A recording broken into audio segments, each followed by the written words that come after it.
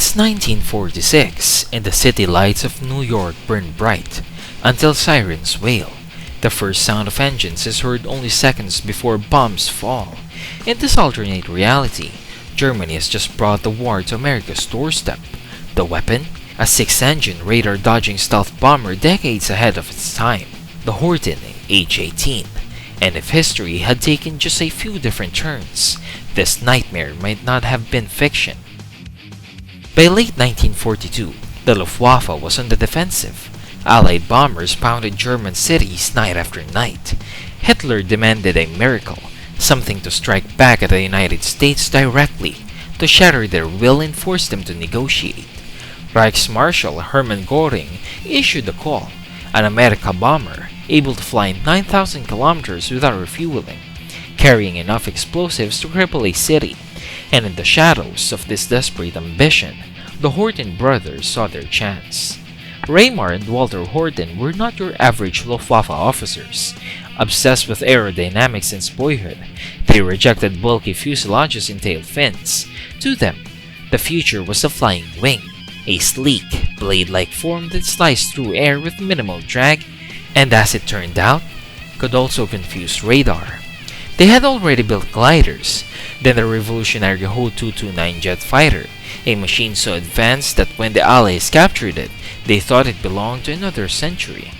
The Horten H-XVIII was the Ho-229's monstrous cousin. Imagine a 40-meter wingspan bigger than a Boeing 737, powered by 6 UMO 004 jet engines, buried inside the wing to keep drag low and radar signature tiny. It could carry 4,000 kilograms of bombs across the Atlantic, cruise at nearly 900 kilometers per hour, and fly at altitudes above 16,000 meters, out of reach of most interceptors of the era. Its jettisonable landing gear, a weight-saving trick stolen from racing planes. The message was clear. This thing was built for one purpose: speed, reach, and surprise. Decades before the word stealth became a buzzword, the Horten design hinted at it. The smooth tailless wing gave enemy radar little to bounce off. Its wooden frame, possibly treated with radar-absorbing charcoal powder, could make it nearly invisible to early warning systems. Modern wind tunnel tests and radar simulations prove it.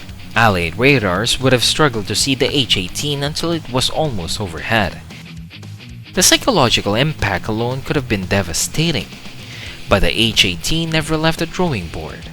Germany in 1945 was a nation collapsing, factories flattened by bombing, fuel reserves gone, and engineers drafted into combat. The Horten brothers had approval in March, but by April, American forces were capturing Luftwaffe test sites. Junkers and Messerschmitt tried redesigns, adding tails and engine pods, but it all came too late. The America bomber died on paper. Some historians believe that if it had been ready by 1944, the H-XVIII might have delayed the Allied invasion of Europe, forcing resources to defend the American mainland. Others argue that one or two bombers couldn't have changed the inevitable tide. The truth is somewhere in between. It could have shocked the Allies, maybe bought Germany time, but no single aircraft could undo the Allies' overwhelming industrial and numerical advantage. Though it never flew, the Horten H-XVIII cast a long shadow. America's post-war flying wing projects, Northrop's YB-35 and YB-49 look eerily similar, and the B-2 Spirit stealth bomber? It's as if the Horten brothers' ghost still guides its silhouette.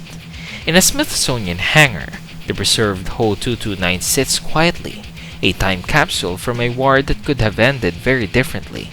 The Horten H-XVIII wasn't just an aircraft, it was a warning, a glimpse of the future, born in the wrong place, at the wrong time.